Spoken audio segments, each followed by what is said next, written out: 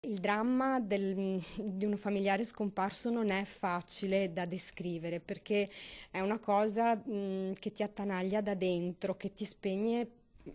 poco a poco, però nello stesso tempo ti dà la forza anche di reagire nel momento in cui attorno a te percepisci che non sei da solo. Ormai sono passati quasi 6 anni, ma il dolore vissuto da Stefania Bonduan per la scomparsa del padre, Mario, svanito nel nulla durante una vacanza a San Candido, è una ferita sempre aperta per questa famiglia, come per quelle di Mariana Cendron, Bruna e Paolo Durante e le loro figliolette, Emma e Sofia, e poi Paolo Cendron, e per tutti gli altri familiari delle oltre 1200 persone scomparse nel solo Veneto. Perché non vengano dimenticate, è stato organizzato al Teatro Remondini di Bassano l'evento Tutti insieme per ricordare, promotrice l'associazione Penelope, attiva in Veneto da 10 anni a fianco dei familiari delle persone scomparse e presieduta da Gilda Milani, mamma di Milena Bianchi, scomparsa 20 anni fa in Tunisia e ritrovata morta in circostanze ancora avvolte dal mistero. Non dimenticare le persone scomparse e continuare ad aiutare i familiari nelle ricerche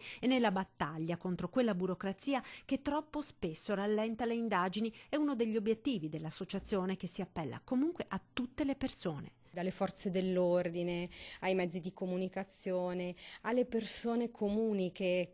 si muovono sul territorio, tutti ci possiamo dare una mano. Il dramma degli scomparsi è un fenomeno purtroppo in crescita in Veneto come in tutta Italia, e a complicare le ricerche, anche attraverso l'esclusione delle ipotesi peggiori, alcune carenze tuttora presenti. Purtroppo molte sono anche le persone ritrovate senza vita in obitorio e non identificate. Anche questo è un altro tema su cui Penelope si sta muovendo, la costruzione della banca dati del DNA. Ed anche in questo caso i numeri sono da brivido: più di 800 in Italia le persone trovate senza vita che non sono state identificate, una cinquantina nel solo Veneto.